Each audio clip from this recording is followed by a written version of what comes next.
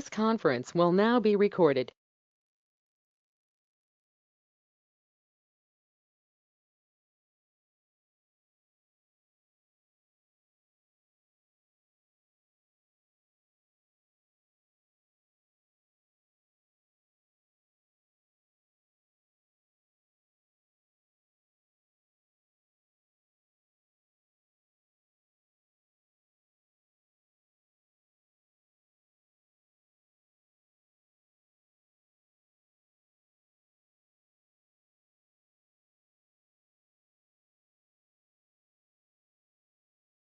We've reached the hour schedule in the conference meeting to order.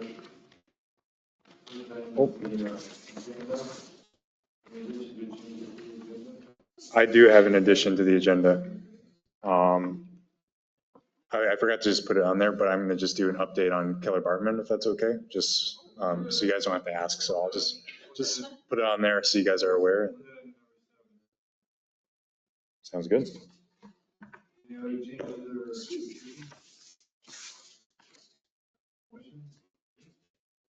I make a motion to approve the agenda.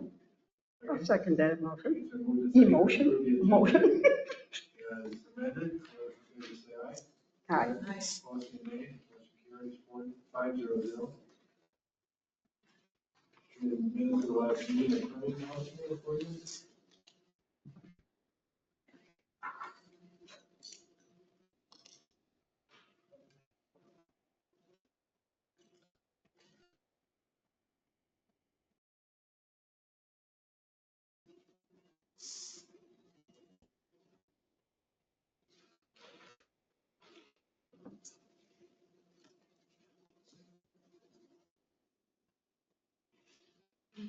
Pleasure to do as far as the minutes goes.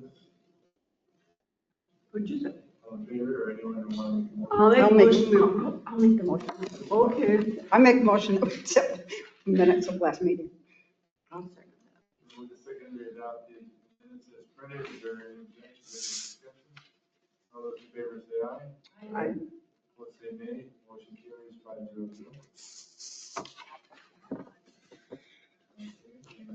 Public hearing, there is nothing scheduled at late.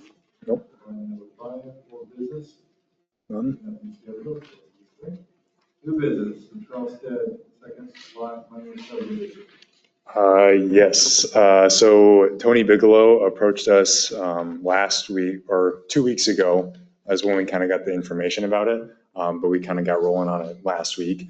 And so this property is located at 1430 Anthony Court, which is out like on the edge of town, in town by the new church school that's out there. If you know where that is, I'm out on 460th kind of. But they own, there's a vacant lot out there. It's kind of confusing. It's a lot of different things. So it's a vacant lot for homes to be put there. It was originally going to be put there, but they've kind of changed what they were doing over the years. So they originally had like duplexes or townhomes there, and there's a few of those there. Then they had across the street, there's 2 single-family houses. But they have 2 buyers that are interested. They want to split the lot in 2. So they're going to have 2 single-family houses. And so we were trying to figure out how we go about this because it's kind of a weird situation or a unique one because it's not part of a normal development and it's been subdivided a few different times over the years. So we had to wait for, well, it's been 7 years. So our ordinance says every 5 years you can subdivide. So they're good on that. And we kind of just consulted with our attorney, Mike Flaherty, just to see how do we want to go about this. And so they had said that we can just do a minor subdivision because our ordinance is pretty vague. I have a packet for you. So our ordinance is pretty vague on it, but it works out well. So they submitted an application and basically, legally speaking, it's technically 4 lots within 1 parcel, if that makes sense, which is where they had the duplexes before, but they're going to combine them into 2. So there's no changes to the plat at all. They submitted a certificate of survey to us, which you can see on their last page. It shows where the lots are as well, I believe, or where they would have been. So basically down the middle, it'll just get cut in 2. So there's no changes really to the overall lot or any measurements at all. It's just that they want to combine those two to make, so they can build two single-family houses there for their prospective buyers. And so all we're doing tonight is, for the subdivision process, we're just going to have to do a public hearing. They wanted to move a little bit faster than that, but just because our ordinance is so vague, we wanted to just make sure that we're not running into any problems. So. Technically, subdivision is almost a combination of lots with a plan. Yeah, we had no idea, to be honest with you. We kind of thought it was possible that maybe we could have just done an administrative approval just because they already own it. There's no changes, they own the lots, so, and there's no changes to the plat, so it's kind of their call a little bit, but our attorney he wasn't sure. I was just asking, where's the attorney? Does he have anything to say? Yeah, I mean, I should have asked him to come. I can ask him to come next month when we do a public hearing if that works out as well. But yeah, I mean, he said just the way our ordinance is structured, weird, and we just don't have explicit details on what this is because they're combining the lots rather than just splitting them in the first place. Would this cause anything down the road, if we just do it this time, is it gonna cause any? Again, I'm asking, I don't know if there's silly questions. I don't think so because they originally intended for them to be, duplexes. So that was there originally, but also this is one kind of single lot. It's not two lots right now. It's technically they own the whole thing. And so they're going to split that into the There wasn't two. going to be just one duplex on that whole lot. Well, right. Yeah. That's too big for that. Yeah. And it would That have wouldn't been have made four Or they would- people would have owned it because there would have been, There would have been two here and two here. right. So then they would have had to split the lot anyway. Yeah, Okay. so that's what they're kind of doing That's now, what- but they just want to there's not going to be four separate, possible houses. It's just going to be okay. two for the single family homes, so they're larger. And I would say it's kind of unique compared to the rest of town because, Well, and the other houses, there are single-family homes too, right? yep, across the street are single family ones, and then Was that originally supposed to be one of those two, or was it always? I think those were also supposed to be duplexes originally. That whole thing, because you go straight ahead. Yep. There's a set of townhomes there. And then Yep. we changed that corner lot to a single family not too long ago. Yeah, I think the last time was for those single family ones. Yeah, right across from Salto's and the big house on the corner. That one was for a townhouse too. And So then it they, must be similar to, they must have had room for two sets of townhouses over there, and they split that into two second families. Yep, yep, I think that's two what single happened. family on two big lots. Yep. That's what they're gonna do. And that happened long enough to where they can start to. Yep, at least 5 years ago, at the very minimum. The last thing we had any data on was in 2018. So Nothing in that original Charleston subdivision there that would require any kind of big number of houses or low-income housing or duplexes. we couldn't find anything. And this is the original builder too. It's Yeah, Bigelow, so. manufactured homes, I know that. Well, just a hearing set for next month. And I'll invite Mike Flaherty to, There's no downside, right? There's what we're. from the city's, Develop this bridge. the city what? Bigelow did. Well, right, and develop that's this, the, I right? remember. Charles- Brad Charles- always gives that. I think they did. I think they've owned all the lots, so they've done all of these. Right, they didn't develop this. No, Charles did. Yeah. Didn't Judy Lang develop it? Judy Lane, right? Yeah. She With Charles did. She developed it. She developed all. Right. For city sewer and water hookups. I need to check with Public Works Director on that one. He wasn't really in today, but I will, I'll check with him as soon as I can.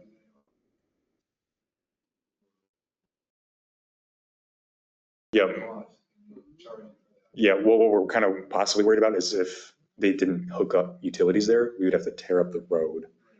So that's kind of what we're going to check on.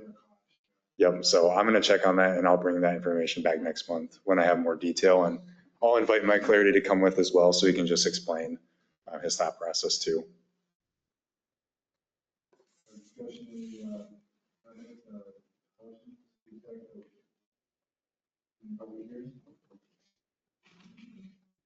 So at the public hearing, then we just see if anybody from wants to come and talk about it, and then we find other details. answers to these questions. Yep. I'm, a public hearing, is it next month? Who is representing that owns these lots? It would just be Tony Bigelow.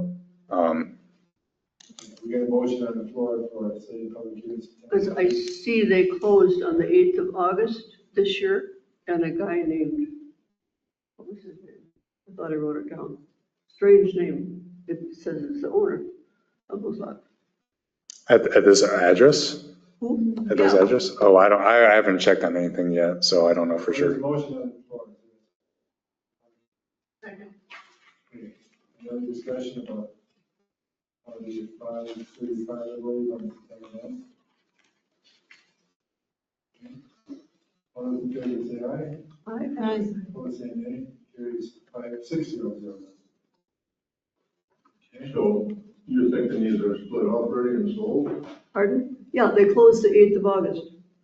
They just got on this, these lots? pardon? On these lots that Yeah. we're talking about? But I thought that's what we were. So they've already, So it sounds like it's Bigelow that we're talking about, isn't it? Yes, that's correct. But maybe he's just doing the building, or is he saying he owns it? Well, as far as I know, he currently owns them, but maybe I'm wrong on that. But that's who I've been working with this whole time is Bigelow. So they must have owned the lots because they've done the survey, and then they brought that to Did me. you just say somebody else? Yeah. But I don't know where I wrote his name down, because I looked it up this afternoon to see who, if Elizabeth Bigelow owned them, and it shows an owner that it just got sold the 8th of August of 2025 to this strange name. It's a, So the people that are buying them. GADHMLLIC. yeah, that's He what it owns is. the whole property there. He owns the whole thing, Website. and he just bought it the 8th of August. It just closed on, it was 105,000, I think he paid for that. So one person bought All the whole- four lots. The whole 4 lots, yeah. Okay. but they want to make it into two lots. We don't know if there's. The people that bought it, I think that- I don't know, that's what I'm I think concerned. that would come up at the public hearing. That's what I'm wondering. I'm guessing Bigelow is just running the front for this person. or hopefully they're already sold. Split. They are sold, so what? Oh, yeah, but they sold them as a split before we even approved it. It shows on the county website, it shows all four at one. One lot. That motion says one parcel. That's all I do. I wonder if that's Bigelow's. Name, if that guy is Bigelow? I don't know. But it's kind of not a usual name. No. What is his first name? A-L-M or EMGAD. E-M-G-A-D? But that one, I mean, if it's already sold, and Bigelow's requesting it, that one, I mean, technically, they'd be building the houses anyway, so they'd be within their right, I guess, to ask. So I honestly don't know. I mean, I'll just check with our attorney and see. This is just kind of a unique one that I asked Kurt about it as well, and he had no idea. So Something sounds fishy, I don't know. Somebody trying to make money. they are trying. I mean, they want to move fast on it, and that's because they have people that want to purchase it. That was kind of the idea, but they did try to go around me. But You did? yes, they did, but they can't legally speaking, so. Why did you bought this stuff? Or just a personal relationship? They tried to talk to Brian instead.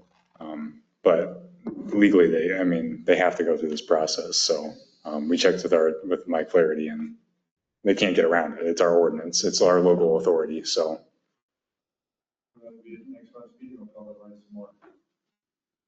Be interesting to know, kind of, to me, is if Bigelow sold it to these under the assumption that they were split. it's possible. I don't know for sure. I don't know if they were, I'm just unaware of what's been going on. So I just know who I've been working with, and I just know we received the survey and they requested that they wanted to, move forward with this process. And then I've been working with the attorney, and that's about all I know about it, to be honest. I'll have more information next month for the, start doing that. Right. Right, Yeah. steps, you know, I mean, if they can't put townhouses there, they can get 2 lots sold to get houses on it, then that's awesome. Yeah. You gotta check infrastructure too. Yep. Sewer and water. Yep. I'll check with that and see what Jeff says. And my assumption is that it's there because everything else is around them. So it's not, out of the ordinary or in the middle of nowhere, but Well,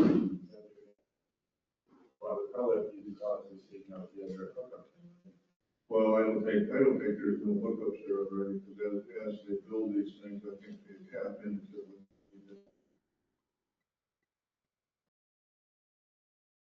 So that's just my guess, is that, I mean, there's gonna, no matter if it's a townhouse or a house, there's gonna be a water sewer hookup fee.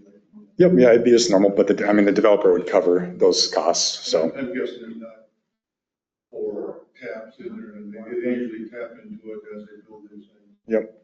And their water and sewer all goes down through that whole street. Right? 11:07, Kelly, button up. yes. So just updating you guys from last month. I know last month, I tried to look through the minutes, but it didn't look like I had anything for you at that time. So there's been some development since then. We did receive site plans in July at some point. It was probably after a meeting, but I don't remember exactly. So we did receive site plans. Our engineers finished their preliminary review of it and gave comments to them. And on Monday, we did receive a revised version of the site plans as well. So just kind of updating you that we have those. Little progress has been made on a development agreement, and that's because we don't know a lot of things yet. So we don't know what costs are going to be. We don't know the architecture plan, so I can't do a zoning review for things yet. We also don't know because a lot of those fees are going to come from the engineers, and they'll decide what their costs are going to be. And once we get those, we can kind of implement things. So just updating you that not much progress on a development agreement has been made. So still probably a ways out there, definitely, because we'll have to negotiate those things as well. But then, yeah, site plans wise, it's moving along and engineers are taking care of the review and it's moving as planned. And yeah, that's kind of most of the update that I have right now, but yeah. The public parking there are, how many spaces? How many spots are we losing? Yeah. From what I can estimate right now, and this is a guess because not everything is set in stone, I believe we will be gaining spots for public parking. But that's the way I view it currently right now, based off how it's structured. But it remains to be seen on how the rest of the site plans shake out and what the final, if they have to make adjustments to the site at large. So. I was thinking about delivery trucks, the wood shelf, and delivery truck coming in twice a month there. Yeah. It gets pretty tight sometimes, so he parks in the wrong spot. Right. About that. Yeah, and I mean, it's definitely a valid concern. I think that engineers are doing a good job of making sure there's enough leeway there. So, yeah. I'm still waiting to hear back from, what their comments are going to be. They're not going to just say that these plans are good. The first draft of the site plans were on the weaker side is what the engineers kind of described it as. So they gave a lot of comments and it looks like most of them were addressed. I briefly read things over, but I obviously don't know all the terminology that they use, but it looks significantly better to me. So I expect that at some point we'll get kind of a full draft of those plans and that can get brought for review. Deliveries, you're going to pass it in to the engineers, so they think about that one. Yep, I'll do that definitely. It's an alley and that's the requirements of an alley, right? Yep. We're gonna follow that. It's an alley access. So, their property line probably goes right up to the alley and city of Rochester has delivery, semi trucks going down the alley. It's very possible. Yeah. How that goes. Yeah, I know, I'm just. Yep. How do they arrange things, though, if they can accommodate that, makes it easier to. Yeah, but they don't have to. They don't have to, no, I'm just. Because the property line is the property line, and they can design it to meet the requirements that we have in the ordinance for the property. So, And they still have to adhere to, our state codes as well. So like one example was just like fire code wise, they have to be a certain length width across that they have to meet from the edge of their property or edge of the building, whatever you want to call it, so that things can fit through in the case of an emergency. So those things have been adjusted as well. So And they had a, by the county, they had to make that a one-way, right? yep, the county decided that it would be a one-way there in the alley. Yep.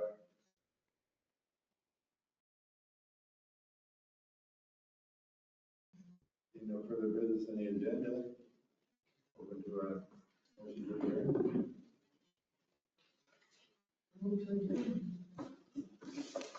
Second, Second? moved and seconded, we adjourn the meeting. All in favor, say aye. Aye. Opposed, say nay. Motion carried 6:00 at 5:50.